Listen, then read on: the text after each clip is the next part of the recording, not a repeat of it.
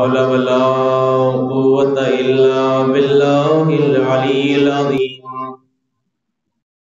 حسبنا الله ونعم الوكيل نعم المولى ونعم النصير وهو على كل شيء قدير أعوذ بالله السميع العليم من الشيطان الرجيم بسم الله الرحمن الرحيم الحمد لله الذي لا يبلغ مدحته القائلون ولا يحصي نعمه العادون ولا يؤدي حقه المجتهدون الذي لا يدركه بعض الحمم ولا يناله غاص الفتن الذي ليس لصفته حد محدود ولا نعت موجود فطر الخلائق بقدرته ونشر الرياح برحمته وابتدى بالسكور ميدان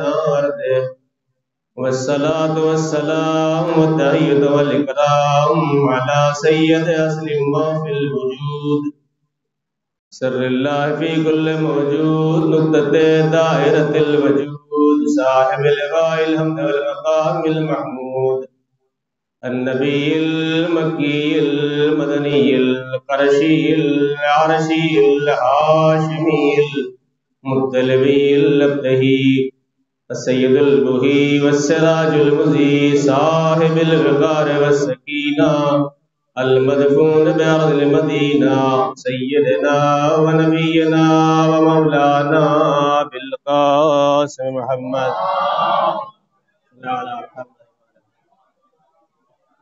وأهل بيته الطيبين الطاهرين المعصومين ولعنة الله على أعدائهم أجمعين أما بعد فقد قال الله تبارك وتعالى في كتابه الكريم وقرآنه المجيد وقوله الحق بسم الله الرحمن الرحيم قل لا أسألكم عليه أجرا إلا المودة في القربى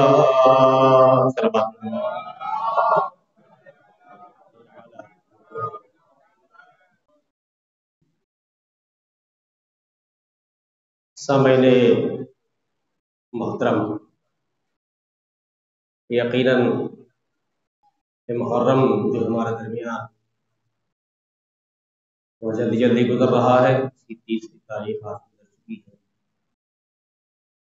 اور اس میں امام حسین علیہ السلام ہمارے مہمان ہیں۔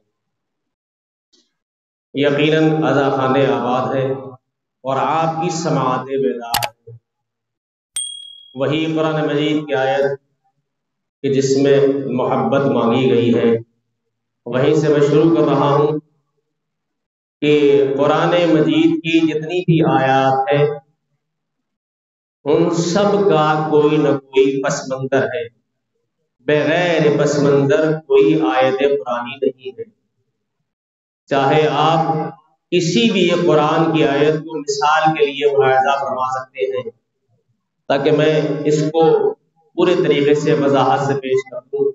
مثلا قرآن مجید میں سورہ کہف کی ایک آیت ارشاد ہوتا ہے لن تستطیع معی صبرا، یہ آیت جناب موسیٰ کے لیے جناب خضر علیہ السلام نے فرمائی، کب کہ جب اپنے علم کا آپ کو تھوڑا سا فخر محسوس ہوا کہ مجھ سے زیادہ کوئی صاحب علم نہیں ہے، تو پروردگار عالم کی آواز آئی اے موسیٰ ابھی جاؤ اور علم حاصل کرو۔ مثال ذہن میں رہے، مثال بھی ہے اور حقیقت بھی ہے۔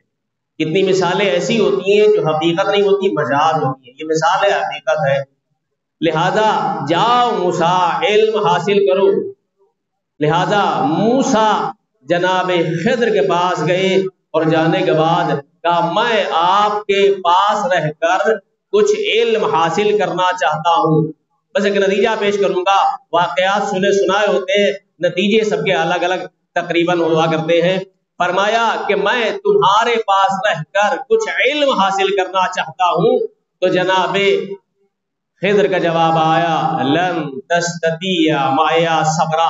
اب سمجھ میں آیا کہ پس منظر کیا ہے، اور وضاحت کروں آپ کی خدمت میں کہ تم میرے ساتھ رہ کر صبر نہ کر پاؤ گے، اس لیے علم میں صبر کی ضرورت ہوتی ہے. توجہ کیجیے ذرا، علم میں صبر کی ضرورت ہوتی ہے. استاد جیسا کہتا جائے ویسا انسان سمجھتا جائے، اور اپنے استاد کے سامنے انسان زانو ادب طے کرتے ہوئے زیادہ بولے نہیں تاکہ وہ سمجھاتا چلا جائے.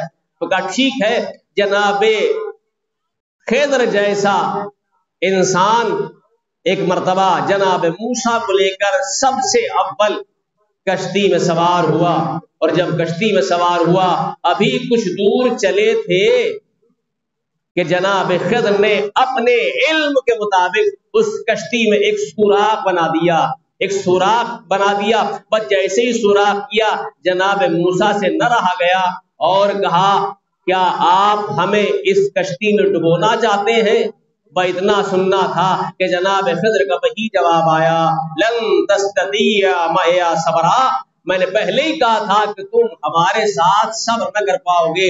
جناب موسیٰ نے پھر منت کی، پھر سماجت کی، پھر کہا کہ اب کے بار مجھے اپنے ساتھ رکھیے گا، انشاءاللہ مجھے صبر کرنے والوں میں سے پائیں گے. لہذا جناب خضر نے پھر اپنے ساتھ رکھا، اور یہاں تک کہ کچھ دور چلے سامنے سے ایک جوان نیرانہ آتا دکھائی دیا، اور جناب خضر نے اپنے علم کے مطابق اور پروردگار عالم کے حکم کے مطابق اور مصلحت کے مطابق اس جوان کو اپنی تلوار سے نکال کے قتل کر دیا. موسیٰ سے پھر نہ رہا گیا، اور اس کے بعد کہا کہ آپ نے بغیر خطا ایک جوان کو قتل کر دیا. جناب خضر کی آواز پھر آئی میں نے تم سے پہلے ہی کہا تھا لن تستطیع معی صبرا، تم میرے پاس میرے ساتھ رہ کر صبر نہیں کر پاؤ گے، اور علم کے ساتھ صبر درکار ہے. لہذا اس کے بعد پھر جناب موسیٰ نے کہا اس بار میں آپ سے معذرت چاہتا ہوں، میں آپ سے معذرت کے بعد پھر میں رہنا چاہتا ہوں. پھر جناب خضر نے رکھا، اور یہاں تک کہ اب ایک ایسی بستی میں گئے کہ جہاں پر ان کو بھوک لگی تو کھانا طلب فرمایا. بستی والوں نے کھانا دینے سے منع کر دیا، لیکن ایک دیوار، دو روایتیں مجھے ملی، ایک دیوار جو ابھی ٹیڑھی تھی اس کو کمر لگا کے سیدھا کر دیا، یا دوسری روایت ہے کہ جناب موسیٰ کی مدد سے آپ معمار بنے، جناب موسیٰ کو مزدور بنایا اور اس دیوار کو پورا کر دیا. جناب موسیٰ نے پھر کہا کہ جس بستی والوں نے ہمیں کھانا تک نہ دیا آپ نے اس دیوار کو بنا دیا. بس عزیزان گرامی پھر کہا لن تستطیع معی صبرا، تم میرے ساتھ رہ کر صبر نہ کر پاؤ گے. اچھا ٹھیک ہے جا تو رہا ہوں، لیکن ان تینوں کا جواب تو دیجیے گا، وجہ کیا تھی، مصلحت کیا تھی، سبب کیا تھا. بس عزیزان گرامی جیسے ہی آپ نے مصلحت پوچھی، سبب پوچھا، مشیت پروردگار معلوم کی، تو فرمایا سنو، پہلے میں نے کشتی میں اس لیے سوراخ کیا تھا کہ وہاں کا بادشاہ ٹیکس لیتا تھا، وہ کشتی مسکین لوگوں کی تھی، لہذا میں نے اس کو عیبدار بنا کے ٹیکس نہ دینے کے قابل بنایا. توجہ کیجیے ذرا گرامی. اس کے بعد کہا جب اس آدمی اس جوان رانا کو کیوں قتل کیا؟ کہا اس لیے کہ وہ بڑا ہو کر سرکش بن جاتا اور وہ اپنے ماں باپ پر ہاتھ بھی اٹھا سکتا تھا، لہذا حکم پروردگار ہوا کہ اسے قتل کر دو، ہم اس سے اچھا بیٹا ان کو دے عطا کریں گے. اور اس کے بعد تیسری بات پوچھی کہ یہ بتاؤ قرآن آپ کے سامنے ہے عزیزان گرامی، کہ یہ بتاؤ پھر اس دیوار کو تو سیدھا کر دیا؟ کہا اس میں 2 یتیموں کا خزانہ تھا، لہذا اس دیوار کو اس لیے سیدھا کیا گیا تاکہ وہ دیوار گرے نہیں اور وہ خزانہ ان یتیموں تک پہنچ جائے. توجہ کیجیے ذرا گرامی. اب میں کہوں گا کہ بعض افراد نے جناب خضر کو نبی لکھا ہے، بعض نے کہا نبی نہیں لکھا، یہ آپ کا معاملہ ہے، لیکن میں سمجھتا ہوں کہ موسیٰ کو کسی غیر معصوم کے سامنے زانو ادب طے کرنے کے لیے نہیں بھیجا جا سکتا. مگر یہ بات تو سمجھ میں آ گئی کہ دونوں کے دونوں نبی ہیں، دونوں کی فکریں الگ ہے، دونوں کا اٹھنا الگ ہے، دونوں کا بیٹھنا الگ ہے، دونوں کا سوچنا الگ ہے، دونوں کا دیکھنا الگ ہے، دونوں کا معیار الگ ہے، دونوں کا اقبال الگ ہے. عزیزان گرامی بس جملہ آپ حضرات کی سماعتوں کے حوالے، جب 2 نبی ایک جیسے نہیں ہو سکتے تو پھر ہم جیسا اپنے نبی جیسا کیسے ہو سکتا ہے؟ ایک سلامات پڑھ دے بابا.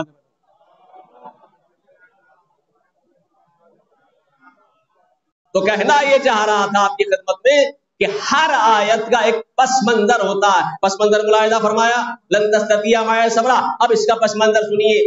اللہ اسألکم علیہ اجرا الا المودۃ فی القربى. کس ماحول میں یہ آیت نازل ہوئی, کس جگہ نازل ہوئی, کیا وجہ تھی, کیا سبب تھا, کیوں آیت نازل فرمائی؟ عزیزان گرامی, تاریخ بتاتی ہے کہ جناب پیغمبر اکرم نے عرب کے اس ماحول میں کہ جہاں بیٹیوں کو درگور کیا جا رہا تھا, ایسے ماحول میں کہ جب ایک ایک بات پر 40 سال تک جنگیں ہوتی تھیں, جب بھائی بھائی کا دشمن تھا, ماں بہن کی دشمن تھی, ماں اپنی بہن کی دشمن تھی, بیٹا اپنی ماں کا دشمن تھا, ایسے ماحول میں نبی اکرم آئے اور آنے کے بعد ان وحشیوں کو پیغمبر نے انسان بنایا عزیزان گرامی, اور انسان سے سلمان بنایا.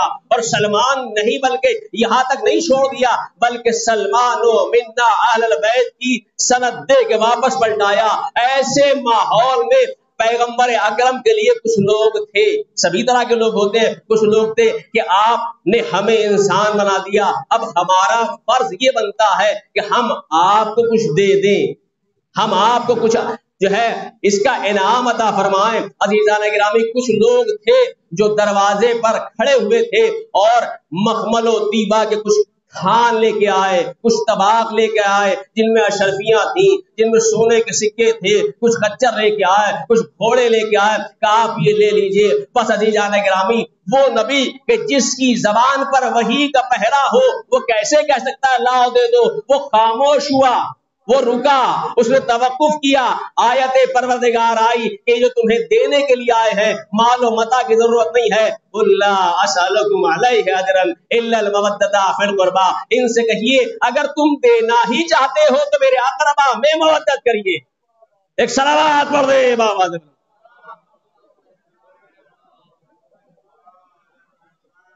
اب عزیزان گرامی, میں کل یہاں آپ کی خدمت میں عرض کی تھی کہ سب سے پہلا فرد اگر کوئی ہے اہل بیت اطہار میں, اس کا نام پیغمبر اکرم, اور اس کے بعد جناب فاطمہ, اور پھر مولا علی کا نمبر آتا ہے. لہذا پیغمبر اکرم کے لیے آپ سنیے کہ اللہ نے اپنے نبی کو تمام تر جتنے بھی خطابات ہو سکتے تھے ان سے نوازا. کوئی خطاب ایسا نہیں جو چھوڑ دیا گیا ہو. کبھی مزمل کہہ کے پکارا, کبھی مدثر کہہ کے آواز دی, کبھی طٰہٰ کہہ کے آواز دی, کبھی کملی اوڑھنے والا کہا, کبھی چادر اوڑھنے والا کہا, کبھی یہ کہہ کے آواز دی لولاک لما خلقت الافلاک. اے میرے نبی, اگر مجھے تمہیں پیدا کرنا مقصد نہ ہوتا تو نہ یہ زمین کا میں فرش بچھاتا, نہ آسمان کا شامیانہ آپ کے اوپر سجاتا, نہ یہ سورج کا جو ہے وہ آپ کی حدت دینے والا, نہ چاند, یہ ساری چیزیں میں نہ بناتا. یہ سارے خطابات عطا کیے کس نے؟ پروردگار عالم نے اپنے نبی کو عطا کر دیے. اور جب اپنے نبی کو سارے خطابات عطا کر دیے تو اس کو پھر ایک ایسا ہی نصیر چاہیے تھا, ایسا ہی مددگار چاہیے تھا کہ جس کے لیے یہ کہنا ضروری ہو کہ انا وعلی من نور واحد, میں اور علی ایک ہی نور کے دو ٹکڑے ہیں, جیسا یہ ہے ویسا وہ ہے. توجہ کی جزا گرامی, جو اس میں خاصیت پائی جاتی ہے وہی خاصیت اس میں پائی جاتی ہے. لہذا اب تاریخ کے جملے ہیں, مانگا کب تھا؟ کا اس وقت مانگا جب آپ مکے کی گلیوں میں زخمی ہو رہے تھے اور آپ کے ٹھیلے پتھر مارے جا رہے تھے. ایسے ماحول میں پیغمبر اکرم نے مانگا کہ اللہ مجھے نصیر عطا فرما, مجھے سچائی کے راستے سے داخل کر, سچائی کے راستے سے نکال, اور مجھے اپنی بارگاہ سے ایک نصیر عطا فرما. تو اللہ نے ایک نصیر عطا فرمایا تو اپنی بارگاہ سے دیا. نبی نے مانگا تھا تو اللہ نے دیا, اور جب اللہ نے دیا تو خانہ کعبہ میں ہے کون؟ مولا علی علیہ السلام. کب تک کا 3 دن تک آپ نہیں گئے تو آپ نے آنکھیں نہیں کھولی. انشاءاللہ المستعان الرحمن جناب عباس کے لیے بھی روایت ملی ہے کہ جناب عباس بھی جب تک آنکھیں نہیں کھول پائے جب تک حسین نہیں آئے. اس لیے گھبرا رہے تھے لوگ کہ عباس آنکھیں نہیں کھول رہے ہیں. ایک مرتبہ میرے مولا نے فرمایا تھا ہوا ابنی، وہ میرا بیٹا ہے نا، جب میں کعبے میں آیا تھا تو میں نے بھی آنکھیں نہیں کھولی تھی، عباس آیا تو وہ بھی آنکھیں نہیں کھولتا، اس لیے کہ بیٹا باپ کا آئینہ دار ہوتا ہے. توجہ کیجیے، بیٹا باپ کا آئینہ دار ہوتا ہے. کیا مطلب؟ اگر باپ نمازی تو بیٹا نمازی، اگر باپ روزے دار تو بیٹا روزے دار، اگر باپ حاجی تو بیٹا حاجی. اب یہ نہ کہیے گا کہ صاحب کبھی کبھی ایسا دیکھا گیا ہے کہ اگر باپ پڑھا لکھا ہے تو بیٹا جاہل ہو جاتا ہے، کبھی کبھی باپ جاہل ہو تو بیٹا عالم ہو جاتا ہے. یہ کلیہ نہیں ہے، کلیہ یہی جو میں کہہ رہا ہوں. اس لیے قرآن مجید کی ایک آیت پیش کر رہا ہوں، ارشاد ہوتا ہے اللہ ولی الذین آمنوا یخرجہم من الظلمات الی النور. اللہ وہی ہے جو کبھی کبھی ظلمات سے نور کو نکالتا ہے اور کبھی کبھی نور سے ظلمات کو نکالتا ہے. لیکن یہ کلیہ نہیں، یہ اس کی توفیق کے اوپر نربھر کرتا ہے، کس کو توفیق ہو جائے اور کیا عطا کر دے. لیکن باپ کا آئینہ دار کون ہے؟ باپ کا آئینہ دار ہے بیٹا. جیسا وہ ویسا یہ.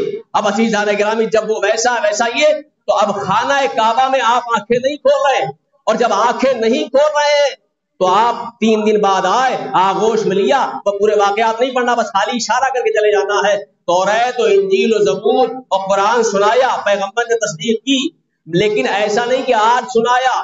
کل جب ان کے سامنے بہت سارا مجمع تھا تو اس کے سامنے آپ نے خود کہا کہ اگر میرے سامنے مسند قضا بچھا دی جائے تو توریت والوں کو توریت سے فیصلہ سناؤں گا، انجیل والوں کو انجیل سے فیصلہ سناؤں گا، زبور والوں کو زبور سے فیصلہ سناؤں گا، قرآن والوں کو قرآن سے فیصلہ سنا کے بتاؤں گا کہ میں بھی کتاب کا جو ہے پوری طریقے سے وارث ہوں. ایک صلوات پڑھ دے بابا.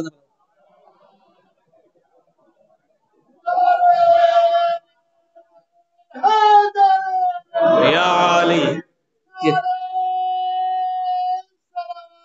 صلی اللہ علیہ وسلم.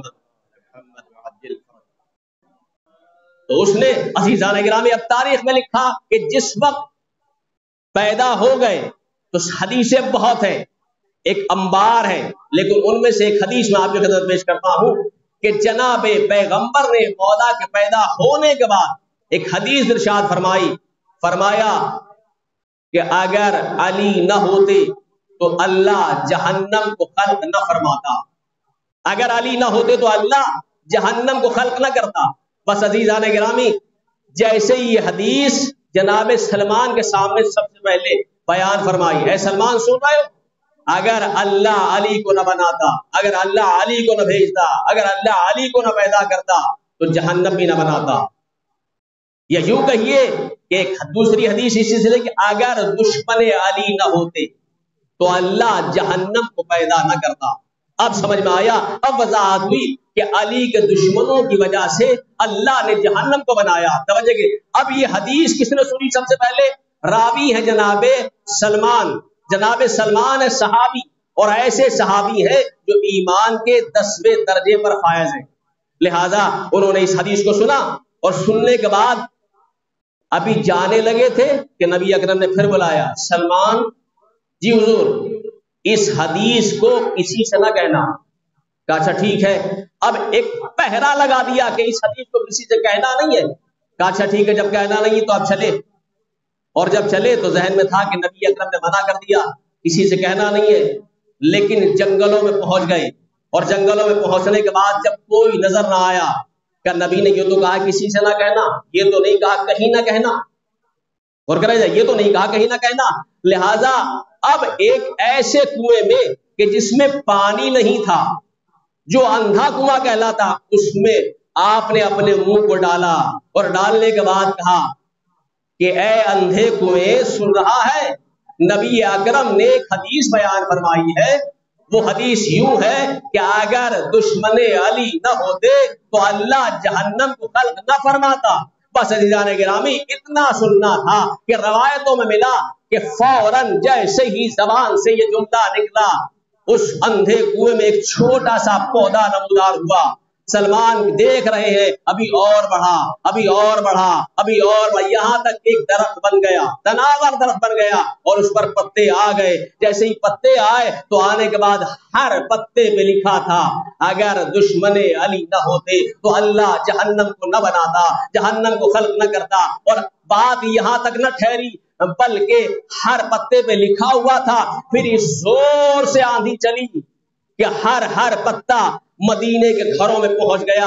بس عزیزان گرامی یہاں تک کہ مکے میں پہنچ گیا، جہاں تک ہوا گئی وہاں تک وہ پتا پہنچ گیا۔ بس جیسے ہر آدمی پتا اٹھا کے لاتا ہے، نبی اکرم سے پوچھا کیا یہ آپ کی حدیث ہے؟ کیا حدیث تو میری ہی ہے لیکن تم نے کس سے سنا ہے؟ کیا اس پتے پر لکھا ہوا ہے؟ جناب سلمان کو بلایا، سلمان آؤ تو صحیح، کہ میں نے حدیث کو تم سے بیان کیا تھا اور تم سے منع کیا تھا۔ تو عزیزان گرامی مجھے اب جملہ کہنے کے لیے دل چاہتا ہے۔ سلمان نے کہا میں نے کسی سے کہا نہیں تھا بلکہ میں نے ایک اندھے کنویں میں منہ ڈال کے کہہ دیا تھا۔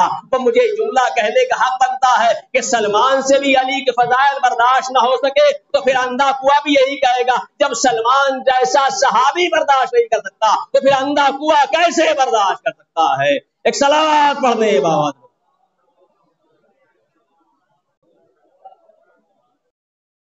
پھر اس کے بعد منزل اور آگے بڑھی اور یہاں تک کہ میں نے کل عرض کیا تھا، تھوڑا سا رخ دکھایا تھا آپ کو جنگ صفین کا اور جنگ خیبر کا، اسی سے بات ریلیٹ کرتے ہوئے کہ ایسا سورما، ایسا جوان تاریخ میں کوئی ہے ہی نہیں، اور اگر کوئی کہہ دے کہ ہے تو ظاہر سی بات ہے غلطی پر بھی ہے، کافر بھی ہو سکتا ہے۔ اور گرامی اب مجھے تو کوئی نہیں ملا کہنے والا، لیکن ہاں جب ہندوستان اور پاکستان کی جنگ ہو رہی تھی تو کسی پاکستانی شاعر نے 4 مصرے کا یاد آ رہے ہیں، تم آپ کی خدمت پیش کر رہا ہوں، 4 مصرے کہے تھے جنگ خیبر کو مد نظر رکھتے ہوئے، پس منظر رکھتے ہوئے، یعنی پاکستانی جو سپاہی تھے ان کی شان میں 4 مصرے کہے۔ کیا کہا تھا؟ ہر سپاہی لڑ رہا تھا شان حیدر کی طرح، ہر سپاہی لڑ رہا تھا شان حیدر کی طرح، ٹینک اڑتے تھے ہوا میں باب خیبر کی طرح، توپ کے دہانوں سے آتی یہ صدا تھی بار بار، لا فتح الا علی لا سیف الا ذوالفقار۔ عزیزان گرامی 4 مصرے کس نے کہے؟ پاکستانی شاعر نے۔ کس کی تعریف میں؟ پاکستانی سپاہیوں کی تعریف میں۔ بس عزیزان گرامی آپ جانتے ہیں کہ جب علی کا چاہنے والا، جب اسلام کا ماننے والا، ایمان پہ عمل کرنے والا جب جواب دیتا ہے تو جواب دینے میں پیروں کے نیچے کی زمین نکل جاتی ہے۔ کسی نے کہا کس نے 4 مصرے کہے؟ ذرا بلا کے دلاؤ۔ کہ پاکستانی ایک شاعر ہے، اس نے کہا ہے کہ اچھا اسے بلایا گیا، بلانے کے بعد کہا کہ تم نے یہ مصرے کہے، تم نے 4 مصرے کہے؟ کہا میں نے کہے، کہ ذرا سناؤ تو صحیح۔ اس نے کہا ہر سپاہی لڑ رہا تھا شان حیدر کی طرح، ٹینک اڑتے تھے ہوا میں باب خیبر کی طرح، توپ کے دہانوں سے آتی یہ صدا تھی بار بار، لا فتح الا علی لا سیف الا ذوالفقار۔ ایک مرتبہ کہا یہ مصرے سراسر غلط ہے۔ توجہ کیجیے ذرا گرامی، تم اپنے مصروں کو صحیح سمجھ رہے ہو، غلط ہے۔ مر گئی دنیا علی بننے کی جھوٹی آس میں، پلٹ کے علی والا جواب دے رہا، مر گئی دنیا علی بننے کی جھوٹی آس میں، فرق ہے بس سورہ توحید اور والناس میں، فرق ہے بس سورہ توحید والناس میں، اور حیدر کرار سے تشبیہ دینا ہے گناہ، ہاں ملے گی شان حیدر کی فقط عباس میں، ہاں ملے گی شان حیدر کی فقط عباس میں۔ عزیزان گرامی ایک ہی ایسا انسان ہے دنیا کے اندر جسے اللہ نے کہا ثانی حیدر بنایا ہے، اور جب بات آئی ہے ثانی حیدر کی تو ملاحظہ فرما لیں گے کہ جناب مولا علی علیہ السلام نے ایک ایسے خانوادے میں شادی کی جو سب سے بہتر خانوادہ تھا سوائے بنی ہاشم کے۔ بنی ہاشم ایک ایسا خانوادہ ہے، ایک ایسا خاندان ہے کہ جس سے بڑھ کر عرب کی سرزمین پر اور کوئی خاندان نہیں، یا یوں کہوں کہ پوری دنیا میں ایسا خاندان کوئی نہیں ہے جیسا خاندان بنی ہاشم کا ہے۔ اس کے بعد دوسرا نمبر آتا ہے بنی کلاب کے خاندان کا۔ کیوں؟ کہ اس لیے کہ بنی کلاب میں جناب عباس کے نانا کا نام ہے حزام، اور جناب عباس کے پرنانا کا نام ہے عامر. توجہ کیجیے عزیزان گرامی. تو جب اب جناب عباس کے نانا کا نام حزام ہے اور نانا کا نام عامر ہے تو حزام بھی شجاع تھے اور عامر بھی شجاع تھے. اس زمانے میں جب جناب عامر کی تلوار کا چرچا تھا تو تلواروں پہ ینگ لڑکے جناب عامر کا نام کندہ کراتے تھے. لیکن کب تک؟ کہ جب تک علی علیہ السلام کی شجاعت منظر عام پر نہیں آئی. اس لیے کہ علی علیہ السلام بعد میں پیدا ہوئے. جیسے ہی جناب علی علیہ السلام کی شجاعت منظر عام پہ آئی تو اب عامر کا نام کندہ کرانا چھوڑ دیا, علی علیہ السلام کے نام کو لکھوانا شروع کر دیا. توجہ کیجیے دار گرامی کا. اس لیے دو خاندان ہیں, ایک خاندان کا نام ہے بنی ہاشم, ایک خاندان کا نام ہے بنی کلاب. یہی وجہ ہے کہ جناب مولا علی علیہ السلام نے اپنے بھائی جناب عقیل سے کہا تھا کہ ایسی جگہ رشتہ تلاش کریں کہ جو ایک بہادر خاندان ہو اور جس سے ایک بہادر بیٹا پیدا ہو اور وہ میرے حسین کے کام آئے. جملے آپ کے حوالے, میں نے یہ نہیں کہا کہ بہادر خاتون ہو, میں نے کہا بہادر خاندان ہو تاکہ ایک بہادر بیٹا پیدا ہو. اور عزیزان گرامی وہ بات اپنی نبھا کے لے جاؤں گا. میں نے کہا تھا جب مولا علی علیہ السلام آئے تو آنکھیں نہیں کھولی تھی, اور جب جناب مولا علیہ السلام کی شادی کہاں ہوئی؟ خاندان بنی کلاب میں. اور جب شادی ہو گئی, میں بیچ سے کڑیوں کو نکال رہا ہوں, پوری شادی چھوڑ رہا ہوں, میں اتنا کہنا چاہتا ہوں جب شادی ہو گئی تو شادی ہونے کے بعد جناب فاطمہ کلابیہ جناب ام البنین کہاں آئیں؟ در زہرا پر. پہلے کہار ہوتے تھے, جو بزرگ ہم جانتے ہیں کہار ہوتے تھے جو ڈولی کو اٹھاتے تھے. جیسے ہی دروازہ زہرا پر ڈولی آئی, آنے کے بعد کہا اندر نہ لے جاؤ, روک دو.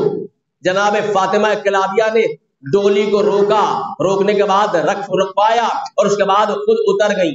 اترنے کے بعد ایک مرتبہ تاریخ نے لکھا کہ جناب فاطمہ کلابیہ نے اس در پہ سجدہ کیا, اور جب در پہ سجدہ کیا تو میں اب یہاں پر پوچھنا چاہتا ہوں جو لوگ یہ کہتے ہیں کہ امام حسین کی زری کو سجدہ کیوں کرتے ہو, جو لوگ یہ کہتے ہیں امام حسین کو علم کو کیوں چونتے ہو, میں ان سے سوال کرنا چاہتا ہوں کسی بھی تاریخ کے کسی بھی مفتی کوئی فتویٰ دے کہ فاطمہ کلابیہ یہ کیا کر رہی ہیں آپ.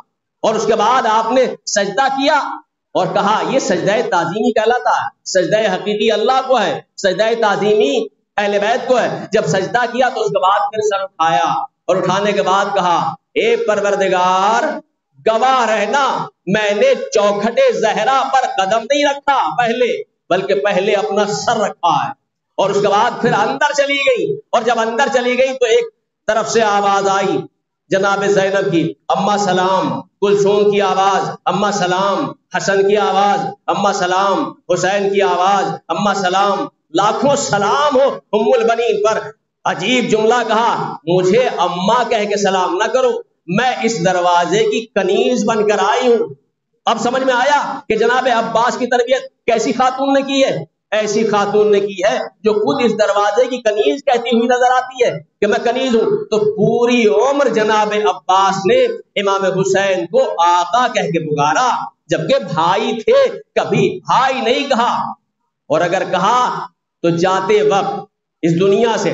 تو عزیزان گرامی اس کے بعد وقت گزرتا گیا اور جناب مولا علی علیہ السلام نے اللہ سے کچھ نہیں مانگا, اس لیے کہ پروردگار عالم نے سب کچھ عطا کیا. ساری چیزیں مولا علی علیہ السلام کے پاس تھیں جو ہمیں کسی کو نہیں ملی. پوری دنیا کے اندر کعبے میں پیدا ہونا امتیاز کی بات ہے. توجہ کیجیے, پیغمبر کا اپنے ہاتھوں پہ لے لینا امتیاز کی بات ہے. توریت کا سنا دینا امتیاز کی بات ہے. انجیل کا سنا دینا امتیاز کی بات ہے. کس کی نظر میں؟ ہماری نظر میں. لیکن ہم نے دیکھا بعضوں نے اعتراض کرنا شروع کیا اور یہ کہا کہ صاحب یہ کوئی فضیلت کی بات نہیں ہے. میں نے کہا کیوں فضیلت کی بات نہیں ہے؟ کعبے میں پیدا ہوئے کا اتفاق کی بات ہے. یہ غیروں کا نظریہ بتا, اپنا نظریہ امتیاز کی بات ہے, فخر کی بات ہے. دوسروں کا نظریہ اتفاق کی بات ہے. میں نے کہا توریت کا سنانا کا اتفاق کی بات ہے. میں نے کہا انجیل کا سنانا کا اتفاق کی بات ہے. میں نے کہا زبور کی تلاوت کرنا کا اتفاق کی بات ہے. میں نے کہا قرآن سنانا کا اتفاق کی بات ہے. اچھا اور بڑے ہو گئے اور گہوارے سے نکل رہے ہیں، کلے اجدر کا چیر دینا کا اتفاق کی بات ہے، ابو جہل کے تماچا لگانا کا اتفاق کی بات ہے، میں نے کہا دعوت ذوالعشیرہ میں وعدہ کرنا کا اتفاق کی بات ہے، میں نے کہا جنگ بدر کو فتح کرنا کا اتفاق کی بات ہے، میں نے کہا احد میں مرحب کو جو ہے مارنا اتفاق کی بات ہے، اندر کو بچھاڑنا کا اتفاق کی بات ہے۔ بازیدان گرامی، اب میں لفظوں کو سرفا نہ دوں، میں اتنا کہہ دوں، اندازہ لگاؤ جس کے اتفاق کا یہ عالم ہے اس کے اختیار کا عالم کیا ہوگا۔ ایک صلوات پڑھ دے بابا۔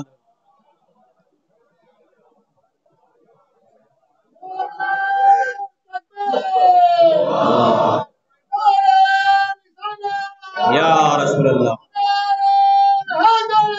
یا علی صلی اللہ علیہ محمد۔ مسئلہ یہ ہے کہ ابھی ہم پہلے امام کی بات کر رہے ہیں کہ ہمارے پہلے امام کی فضیلتیں یہ ہے، اب لوگوں نے کہنا شروع کیا کہ پیغمبر کی ایک حدیث اور ہے، اولنا محمد، اوسطنا محمد، آخرنا محمد، وکلنا محمد۔ کیا مطلب؟ ہمارا اول بھی محمد ہے، ہمارا درمیانی بھی محمد ہے، ہمارا آخری بھی محمد ہے، ہم سب کے سب محمد ہیں۔ کیا مطلب ہے؟ تو ہم 14 معصوم دیکھنے میں، لیکن سب کی بات ایک ہے، یا یوں کہیے گلدستہ ہے، سب کی خوشبو ایک ہے، یا یوں کہیے کہ ایک ایسا منارہ ہے یہ کہ خوشیوں کا کہ جو ہر انسان کو خوشی بخشتا ہے۔ تو میں نے کہا اچھا ٹھیک ہے کہ کوئی ایسا واقعہ اور دکھائیے، جیسا آپ نے ایک حدیث بیان فرمائی ہے کہ اگر دشمن علی نہ ہوتے تو اللہ جہنم کو نہ بناتا۔ میں نے کہا آئیے میں آپ کی خدمت میں ایک اور واقعہ بہار الانوار سے پیش کرتا ہوں۔ ارشاد ہوتا ہے کہ سماع ابن مہران ایک صحابی ہے ہمارے چھٹے امام علیہ السلام کے، ایک صلوات کا سارا صلی اللہ علیہ محمد۔ سماع ابن مہران، مہران کے بیٹے سماع، تاریخ نے لکھا ایک مرتبہ سماع ہمارے امام کے پاس آ رہے تھے۔ جب ہمارے امام کے پاس آ رہے تھے، امام کے پاس سلام کیا، بیٹھ گئے تو امام کھجوریں تناول فرما رہے تھے، آپ کھجوریں کھا رہے تھے، امام نے سماع کا آپ بھی تناول فرمائیے۔ سماع نے ان کھجوروں کو تناول فرمایا اور اس میں سے امام نے ایک کھجور کو خود کھایا اور کھانے کے بعد کہا لو یہ کھجور کی گٹلی، اس کو سامنے زمین ہٹا کے تھوڑا سا دبا دو۔ سماع کہتے ہیں میں نے امام کے کہنے سے ایسا کیا، لہذا جیسے ہی سماع نے اس گٹلی کو دبایا کہ میں دیکھتا ہوں اس گٹلی سے ایک تنا نکلا، پھر بڑھا، بڑھتے بڑھتے دیکھتے دیکھتے ایک قداور درخت بن گیا، یہاں تک کہ مجھ سے کہیں اونچا چلا گیا، اور پھر میں دیکھتا رہا تو اس پر کھجوریں آ گئیں۔ جب کھجوریں آ گئیں تو یہاں تک کہ پھر امام نے فرمایا وہ جو سامنے کھجور ہے اسے آپ توڑ لیجئے۔ لہذا فرمایا کہ یا مولا اتنا اونچا درخت میں کیسے توڑ سکتا ہوں؟ کہا جاؤ تو صحیح، ہاتھ تو بڑھاؤ۔ جیسے ہی سماع نے ہاتھ بڑھایا درخت نیچا ہوا، یہ معجزہ تھا چھٹے امام علیہ السلام، نیچا ہوا۔ سماع نے جو کھجور توڑنا چاہیے، کہ یا مولا کون سی کھجور توڑوں؟ اب تمہاری مرضی ہے، درخت نیچا ہو گیا، چاہے جو کھجور توڑ لو۔ لہذا ایک کھجور کو انہوں نے توڑا اور توڑنے کے بعد کہا اب اسے چاک کرو۔ چاک کیا تو اس میں ایک رکا لکھا ہوا رکھا تھا، چاک کرنے کے بعد ایک رکا لکھا ہوا رکھا تھا اور اس میں لکھا تھا کہ سب سے پہلا دنیا میں اگر سب سے محبوب بندہ کوئی ہے تو اس کا نام رسول اکرم ہے، پھر اس کے بعد اس کا جانشین اگر کوئی ہے تو اس کا نام علی ابن ابی طالب ہے، پھر اس کے جانشین کا نام حسن ہے، پھر اس کے جانشین کا نام حسین ہے، پورے 12 جانشین لکھے ہوئے ہیں۔ اور اس کے بعد اب میں کہتا ہوں کہ سماع نے ایک سوال کیا، یا ابن رسول اللہ یہ بتائیے آپ بتانا کیا چاہتے ہیں؟ مجھے سمجھ نہیں آیا کہ آپ بھی نہیں سمجھے، کافی نہیں سمجھے، سمجھانا یہ چاہ رہا ہوں کہ اگر اہل بیت کے فضائل کو زمین چھپانا چاہے گی تو زمین نکل کے بتائے گی کہ ہم تمہارے فضائل نہیں چھپا سکتے، اگر آسمان والے چھپانا چاہیں گے تو ستارہ در پہ آ کے بتائے گا کہ اہل بیت کا دروازہ ہے۔ ایک صلوات پڑھ دیں امام اعظم۔ میں پھر چلا گیا تھوڑا سا، پھر وہیں آتا ہوں کہ جناب عباس مدت معینہ، کیونکہ ممبر مقدس ہوتا ہے اس کے لیے بڑا اہتمام کیا جاتا ہے۔ جب کبھی بات آتی ہے حلالی کی تو اس کے سامنے ایک ورڈ رکھا گیا ہے جو آپ کے ذہن میں آ گیا. لیکن اگر ممبر سے بولے تو حلالی کا اپوزٹ غیر حلالی بولا جاتا. کیوں؟ اس لیے کہ ممبر ایک تقدس مانگتا ہے. تو یہاں پہ میں کہ مدت معینہ میں جب جناب عباس اس دنیا میں تشریف لائے تو آپ نے بھی آنکھیں نہیں کھولی. وہی جملہ امام نے فرمایا جب پریشان ہوئے, کیا بات ہے جناب عباس آنکھیں نہیں کھولتے؟ کہاں ہوا ابنی, وہ میرا بیٹا ہے. جب میں پیغمبر کے ہاتھوں پر نہیں آیا تھا جب تک آنکھیں نہیں کھولی تھی, وہ بھی آنکھیں نہیں کھولے گا. اور جب آنکھیں کھولی تو پورے گھر میں خوشی کا ماحول ہے. اب یہ آپ جانتے ہیں, چاہے بیٹا غریب گھر میں پیدا ہو یا مالدار گھر میں پیدا ہو, خوشیاں بڑھ جاتی ہیں. اور جس کا بیٹا ہو ہی عباس, اس کا کیا کہنا. جسے مانگا ہو نماز شب میں, اس کا کیا کہنا. جو قمر و بنی ہاشم ہو, اس کا کیا کہنا. جو سقائے سکینہ ہو, اس کا کیا کہنا. جو علمدار ہو, اس کا کیا کہنا. جو غازی ہو, اس کا کیا کہنا. عزیزان گرامی, جب ایسے بیٹے کو آپ نے دیکھا تو میں پھر وہیں پلٹ کے آ رہا ہوں. پھر شاعر نے عجیب جملے کہے ہیں, ایک کون آیا ہے آج گھر میں, علی بھی خود مسکرا رہے ہیں. یہ کون آیا ہے آج گھر میں, علی بھی خود مسکرا رہے ہیں. ضرور اس کو علم ملے گا, ابھی سے تیور بتا رہے ہیں. اور آخری 4 مصرے ملاحظہ فرمائیں گے کہ یہ کون آیا ہے آج گھر میں, علی بھی خود مسکرا رہے ہیں, ضرور اس کو علم ملے گا, ابھی سے تیور بتا رہے ہیں. اور حسین جھولے میں جب بھی ہوتے ملک جھلاتے تھے آگے جھولا. حسین جھولے میں جب بھی ہوتے ملک جھلاتے تھے آگے جھولا. یہ کون آرام کر رہا ہے, حسین جھولا جھلا رہے ہیں. اس کا مطلب یہ ہے کہ امام حسین سے یہاں معاذ اللہ ثم معاذ اللہ کئی مرتبہ معافی مانگوں کہ مقدر بڑھ گیا, اس لیے کہ حسین کا جھولا فرشتوں نے جھلایا, حسین کا جھولا سیدہ نے جھلایا. لیکن حسین سب سے زیادہ پیارے ہیں, اللہ کو سب سے زیادہ پیارے, حسن کو سب سے زیادہ پیارے, علی کو سب سے زیادہ پیارے, پیغمبر کو سب سے زیادہ پیارے. یہ آپ کی خدمت میں عرض کروں کہ پیغمبر اکرم حسین کے پاس جب کبھی آتے تھے تو 4 جگہ بوسہ لیتے تھے, 4 جگہ پیار کرتے تھے.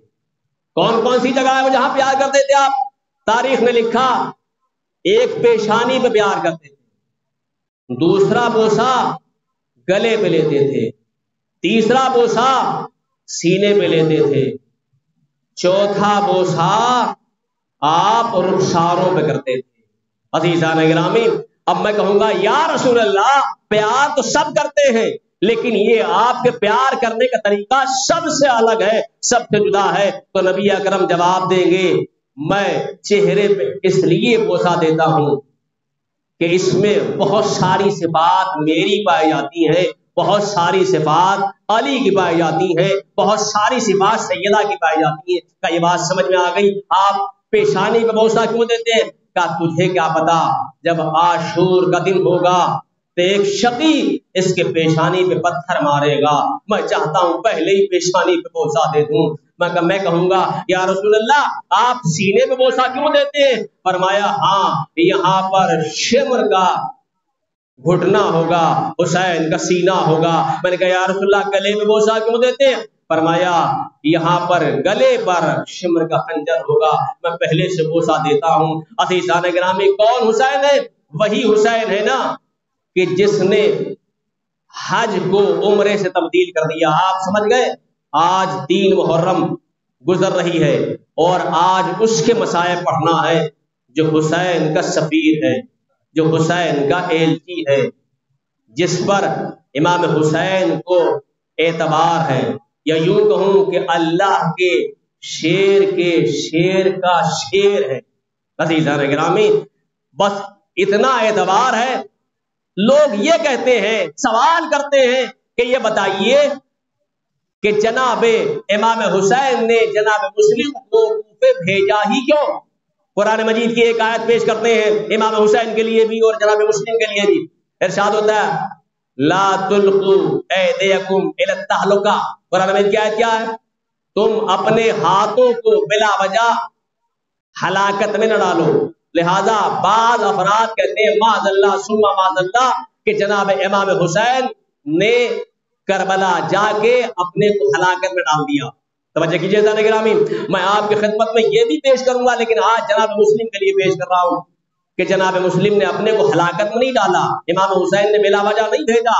میں آپ کے یہاں اشرا پڑھ رہا ہوں اور آپ میں سے کوئی ایک آدمی میرا نمبر لے لے اور میں اس کو 1 نہیں 2 نہیں 4 مرتبہ اگر مس کال لگا دوں تو آپ کا شریفانہ حق بنتا ہے کہ وہ پلٹ کے کال کرے، پوچھیں کیا بات ہے، موبائل میں بیلنس تو نہیں ہے، ایسا تو نہیں ہے۔ میں مثال دے رہا ہوں آپ کی خدمت میں، لہذا مجھے بتائیے کہ نبی کے نواسے کے پاس کتنے خطائیں؟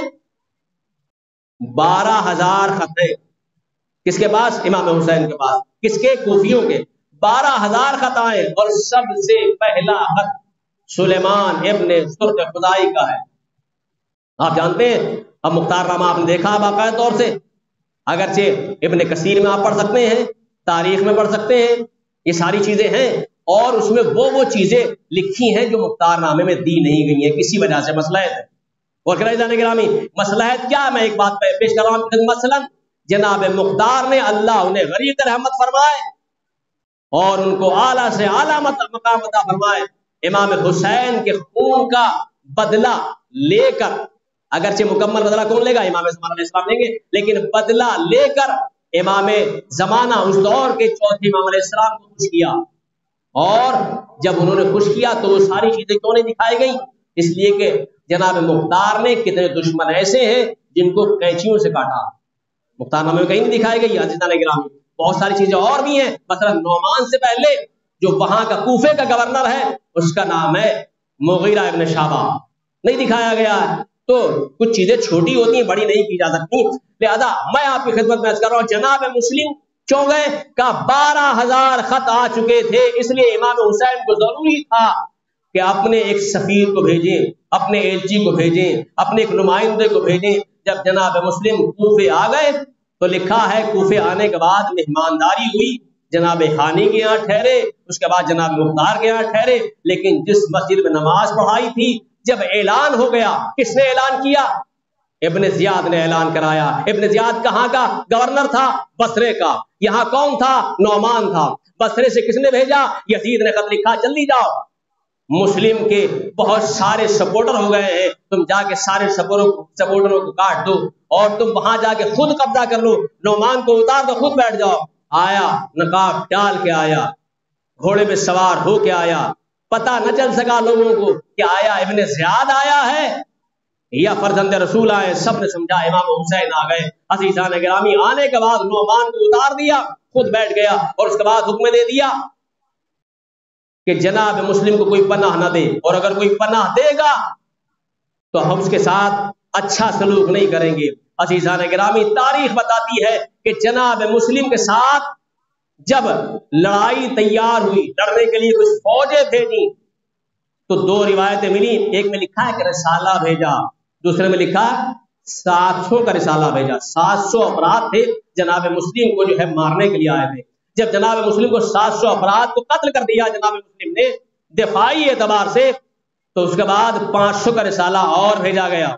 جب 500 کو ختم کر دیا تو ایک سوال کیا ابن زیاد نے، یہ بتا ایک آدمی ہے یا کئی آدمی ہیں؟ کہ ایک آدمی ہے لیکن مسلم ہے، یہ عقیل کے بیٹے ہیں، یہ حسین کے نمائندے ہیں، یہ خانوادہ بنی ہاشم سے ہیں، تو ایک سمجھ رہا ہے؟ یہ جملہ محفوظ ہے، اگر سماعتوں میں جان ہے، لکھا ہے کہ یہ بنیا بکال نہیں ہے، یہ خاندان ہاشمی سے تعلق رکھتا ہے۔ عزیزان گرامی، جب اور کچھ نہ بن پڑی تو اب یہ کیا، ایک گڑھا کھودا گیا، اس گڑھے کو خاص و خاشاک سے پاٹ دیا گیا اور چاروں طرف سے گھیر لیا گیا، مسلم کو اس میں جو ہے ایک مرتبہ گرا دیا گیا۔ اب یاد رکھیں، مسلم اکیلے کہاں تک لڑتے، اب نہیں لڑ سکتے تھے، یہاں تک کہ پھر مسلم کو قید کیا گیا، نکالا گیا اور پھر دربار میں لایا گیا۔ اس کے بعد کہا مسلم سامنے دیکھو کون بیٹھا ہوا ہے، اسے سلام تو کرو۔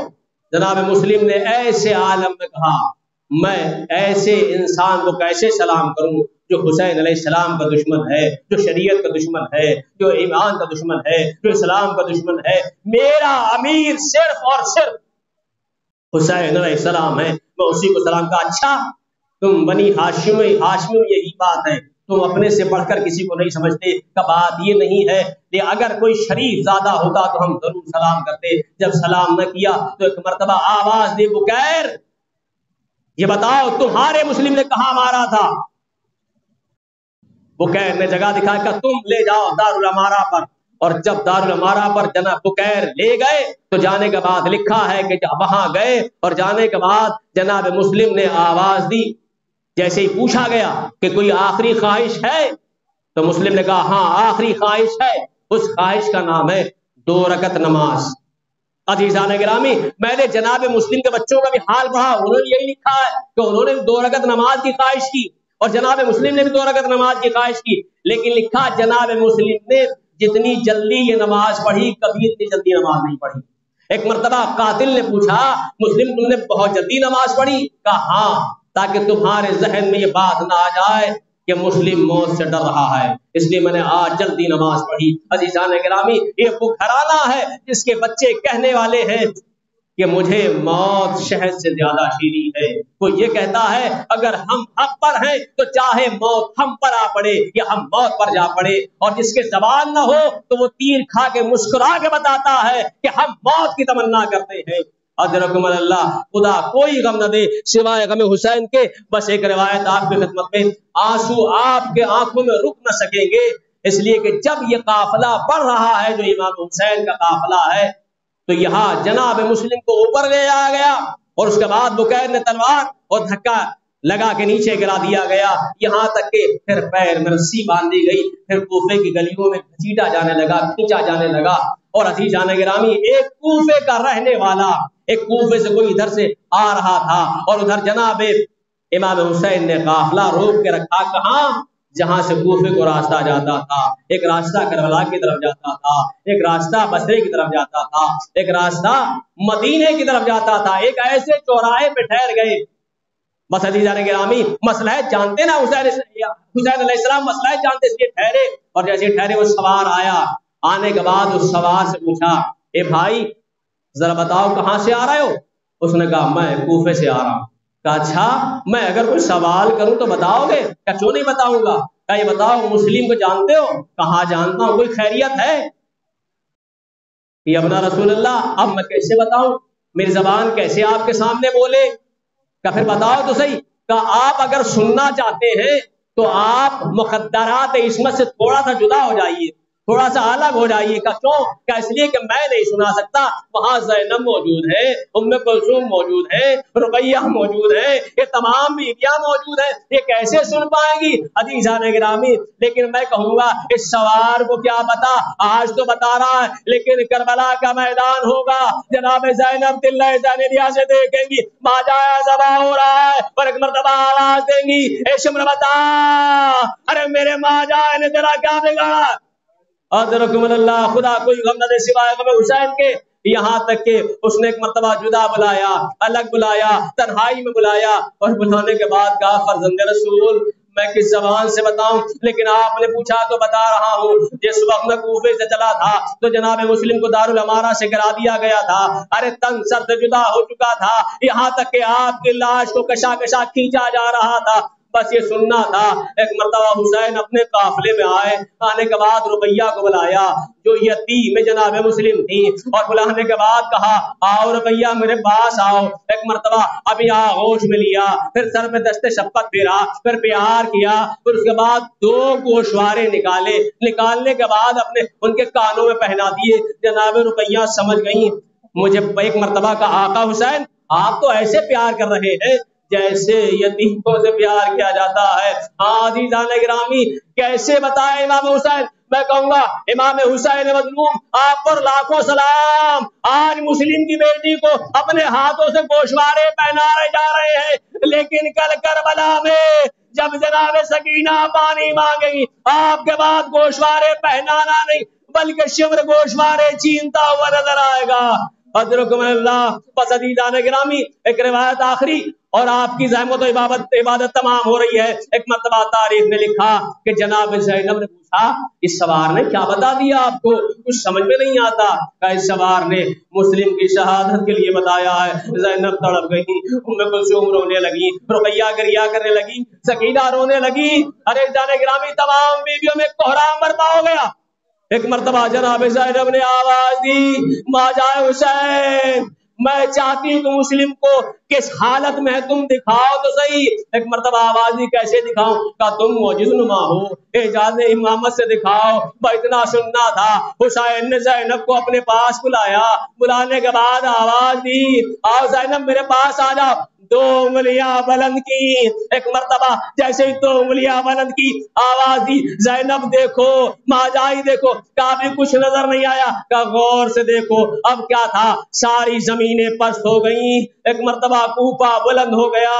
دیکھا ایک مرتبہ جناب زینب نے دیکھا کہ کوفہ ماں جائے بلند ہو گیا. کہا اور دیکھو، غور سے دیکھو. ایک مرتبہ دیکھا مسلم کو دارالامارہ سے گرایا جا رہا ہے. جناب زینب نے دیکھ لیا. یہاں تک کہ تاریخ نے لکھا ایک مرتبہ جب پیر میں رسی باندھی اور کھینچا جانے لگا آواز دی ماں جائے انگلیاں ہٹا لو، مجھ سے ماں جائے مسلم کو کشا کشا کھینچا جانا نہیں دیکھا. انا للہ و انا الیہ راجعون. رضا بقضائہ و تسلیما لامرہ الہی بحق فاطمہ الزہرا و ابیہا و بالہا و بنیہا. محبوب تجھے واسطہ علیہ السلام کا ہماری اس مختصر سی عبادت قبول فرما. تجھے واسطہ علیہ السلام کا اس مجلس میں جہاں جہاں تک آواز جا رہی ہے اور جو مجلس کو پوری طریقے سے سماعت کے ساتھ سنتے ہیں اور اگر نہیں بھی سنتے تو اس پر عمل کرنے کی توفیق کرتے ہو کہ نیک تمناؤں، نیک خواہشوں، نیک مرادوں میں پورا فرما. معبود اس مجلس کا ثواب ہمیں یوں عنایت فرما کہ ہمیں حج و زیارات سے مشرف فرما، بالخصوص امام حسین کی زیارت سے مشرف فرما.